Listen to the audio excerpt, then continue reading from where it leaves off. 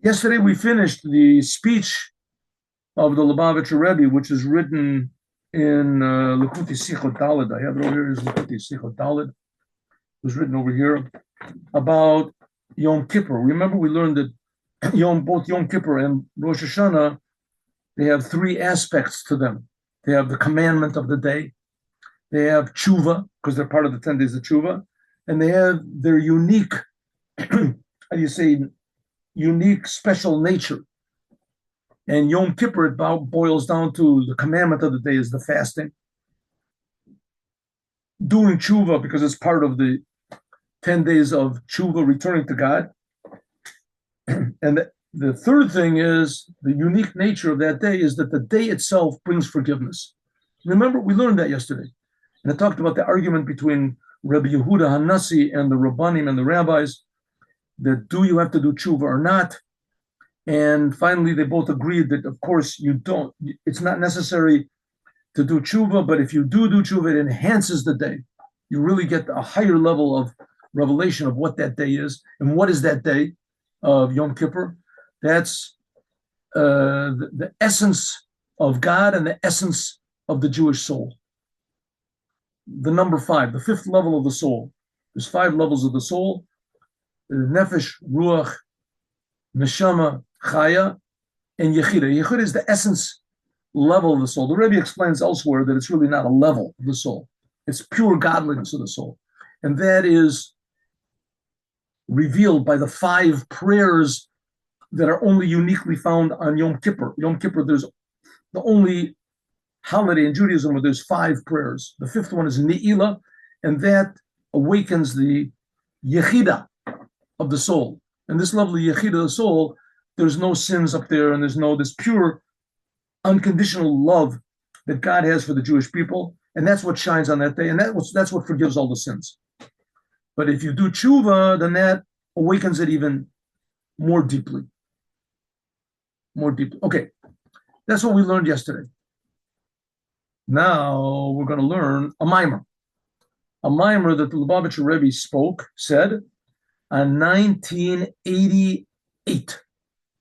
1988. And this really comes, that's right, 1988. Okay, and this mimer is talking about the psalm that we say, every day in the 10 days of repentance. Psalm number 130. There's 150 psalms. This is 130. Now the psalms, King David said them. Some were said by Moses, others, but King David repeated them. He wrote them all down. So the psalms are of King David.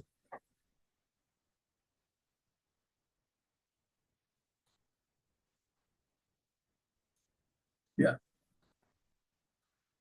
Okay, so what does the psalm say? It says, Shir, it's one of the 15 songs that begin, say, Shir Hamalot, a song of elevations. And King David says, MiMaamakim koraticha Hashem. From the depths, from the deepnesses, I called out to you, God. Let's see if this light changes it. One second. Let's change the lighting a little bit over here. Oh, look at this. Look at this. Here we go. 1 minute. Lights. Action. Here we go. Can I do this? Here we go. Let's see. That's not bad. Huh? That's not bad. Okay. So this is King David, and he's saying, God, from the deepnesses, from the depths, I call out to you, God.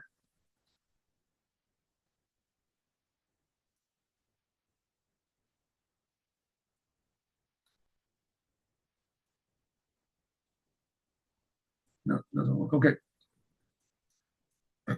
Hine, behold, Mizmor, that this psalm, Nitaken, was established by the men of the Great Assembly to say it every day of the 10 days of Tshuva. We say it in the morning prayer, right before Baruch, right in the middle of the morning prayers.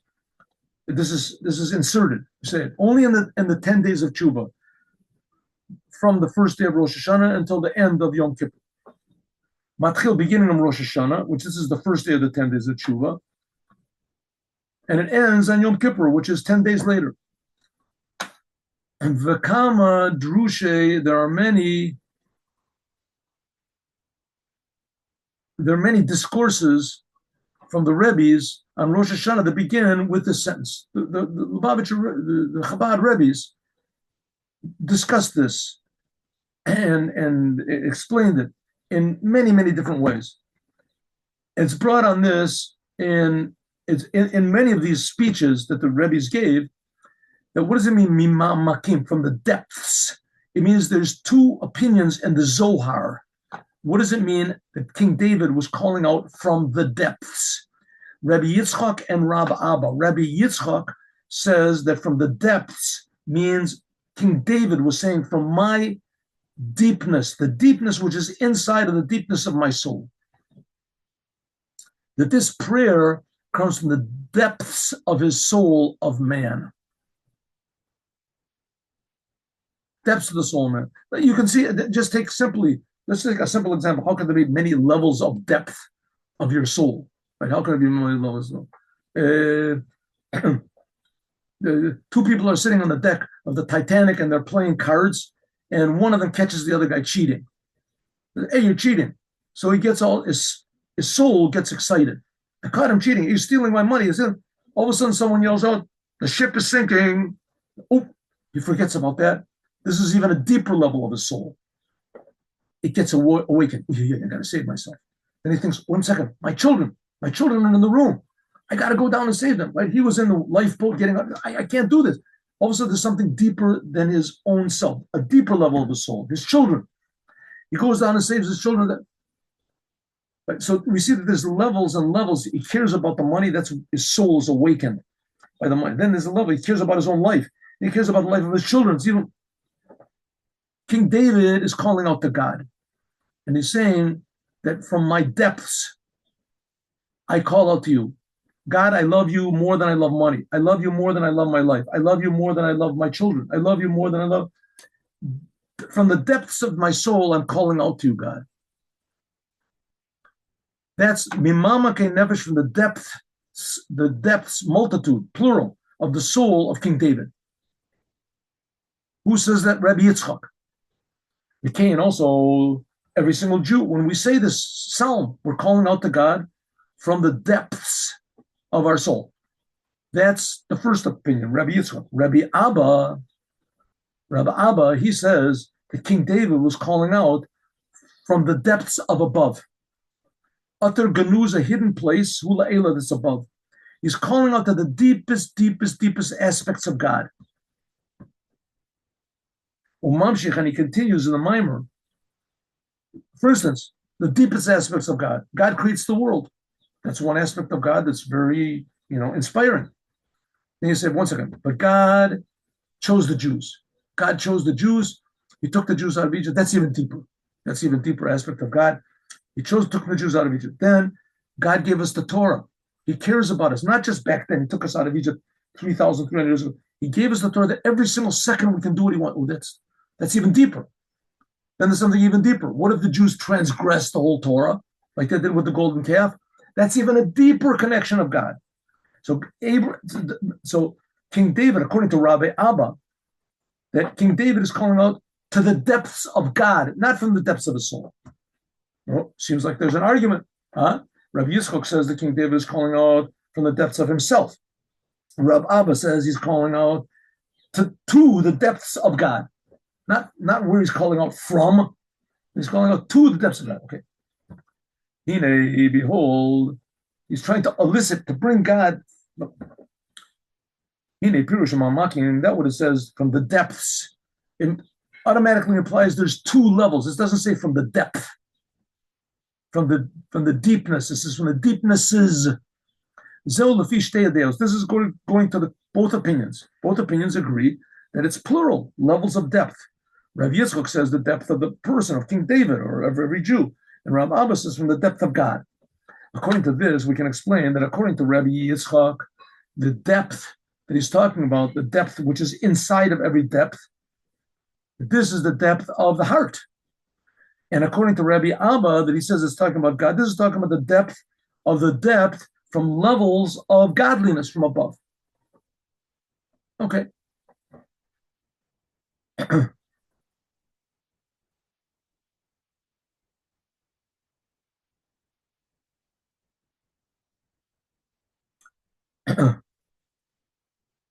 This is, by the way, taken from a mimer of the previous Lubavitcher Rebbe, which is in, one second, where is it? Tafshin Gimel. Shir Amal Tafshin Gimel. From the previous Lubavitcher Rebbe, that he said this in 1943. 1943. He was already in America by that time. Previous Lubavitcher, he escaped from Poland. Came to America. Okay.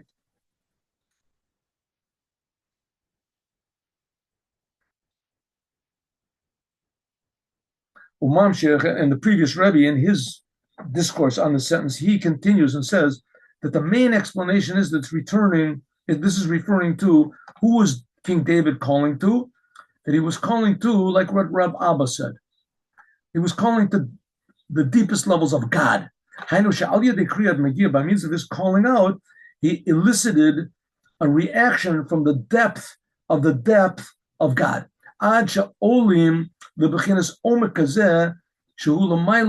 Which means appealing to an aspect of God which is above any levels. Like we talked about before, the yechida of the soul. It's not a level of the soul. Yechida of God is not a level. It's pure essence of God. And from there, King David was calling down. What do you mean calling? Drawing down God. God, help me. I need help from your essence. Remember, like we just finished talking about, fire that comes from above. So it seems that Rabbi Abba was right, and that's the opinion. And Rabbi Yitzchak wasn't right. It wasn't that King David was calling from his depth. He was calling to the depths of God to be revealed. Says the Rebbe, not so. The connection between these, that really Mar Omer Chadav, Ramah Omer Chadav, Alo Pligi, really these two opinions are not arguing with one another. They're both correct. There's right. They're both correct. Why did we just finish saying that the final decision is that Rabbi Abba was right? Doesn't that imply that Rabbi Yitzchak was wrong? It's not coming from the essence of the soul. It's calling to the essence of God. It says, no. Rabbi Yitzchak was also right. They were both right. Just that the law, the opinion, is more like Rabbi Abba. Both of them are right. How can they both be right? The ability for us, we're talking about me and you, our ability to draw down from this essence of God, which that's what Rabbi Abba said, and that's really the final decision, what it is. In order to draw down from this essence of God, which is above any division, this is, and one second, why would we want to call God from above any division? Very simple, because we're saying, God, listen, do me a favor, heal the sick, stop all the wars in the world, stop all the troubles that there are, right? Make people happy, take away this. And God can say, who are you? What are you? You know how many sins you've got? I didn't do so many sins. You know how much egotism you've got, how many times you thought about yourself, only yourself, how many bad thoughts you had about that. Okay, listen, so I did, but nevertheless, answer me. Hello, God, he hung up on me. I don't believe it. He hung up on me. So if we want to appeal to an aspect of God, that all the things that we do in the world, no matter what, have no effect whatsoever, then we have to appeal to a deep aspect of God, which is an essential love of the Jewish people. We talked about that before. It's the depth of the depth, that any bad things we did have no effect. God just listens to our prayers and answers from his true essence. Because what is God's essence? That he wants a world. God wants a world. That's God's essence. He wants there to be a world. This world is more essential to God than all of the heavens and all the... We just want God to reveal it. It should be a good world and not such a terrible, crazy, confused world. So therefore, we want God to answer from his essence. The only way is we have to call to him from our essence. So Rabbi Yitzchak was also right. This comes by means of tshuva, return, like it says in all the different Maimorim, and like it's explained that this is the main message of this Psalm of King David, Psalm 130, Mamar MiMaamakim. This is Tefillat Atshuva. This is King David calling to the essence of God. That's the main meaning. But how does he do it? By revealing the essence of his soul. Well, having said, to understand this, just 1 moment. I just want to take a 1 minute break, please. Where is this? Here we go. Pause. I hope this pauses.